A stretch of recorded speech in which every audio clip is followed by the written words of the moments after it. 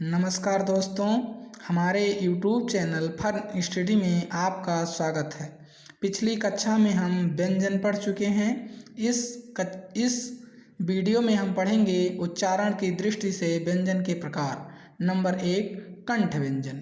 जिन व्यंजन ध्वनियों के उच्चारण में जिह्वा अर्थात जीभ के पिछले भाग से तालु का स्पर्श होता है उसे कंठ व्यंजन कहते हैं, जैसे का, खा, गा, घा, अंग। नंबर 2 पे तालव्य व्यंजन।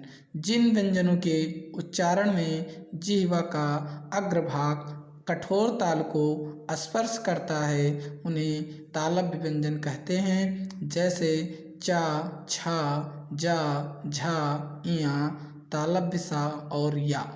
नंबर 3 पर मूर्धन्य व्यंजन। कठोर तालु के मध्य का भाग मूर्धा कहलाता है।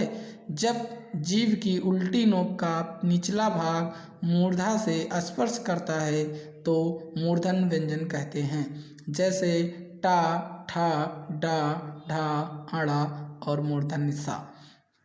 नंबर 4 पे दंत व्यंजन। जिन व्यंजनों के उच्चारण में जीभ की नोक ऊपरी दांतों को स्पर्श करती है उन्हें दंत व्यंजन कहते हैं, जैसे ता, था, दा, धा और सा। नंबर 5 पे है ओष्ठ व्यंजन। जिन व्यंजनों के उच्चारण में दोनों ओंठ द्वारा सांस का अवरोध होता हो उसे ओष्ठ व्यंजन कहते हैं, जैसे पा, फा, बा, भा और मा। नंबर 6 पर आता है दंतोष्ठ व्यंजन।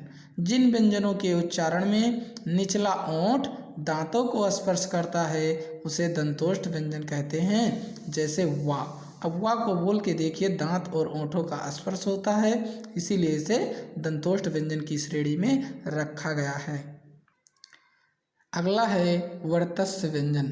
जिन व्यंजनों के उच्चारण में जीभ ऊपरी मसूड़ों को स्पर्श करती है उसे वर्चस्व व्यंजन कहते हैं, जैसे ना, रा, ला।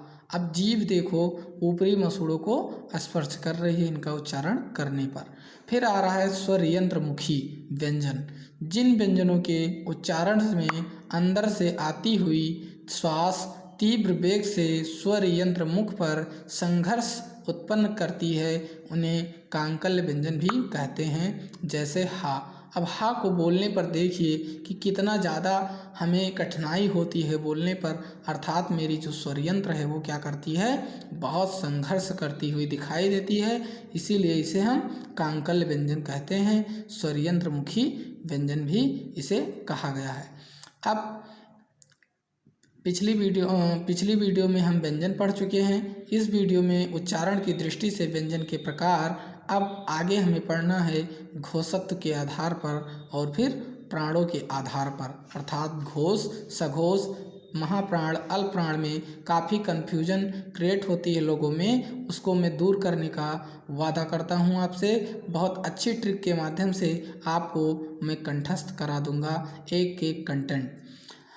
और अगर हमारी वीडियो अच्छी लगी हो तो इसे लाइक करिए, सब्सक्राइब करिए और अपने मित्रों को शेयर कीजिए।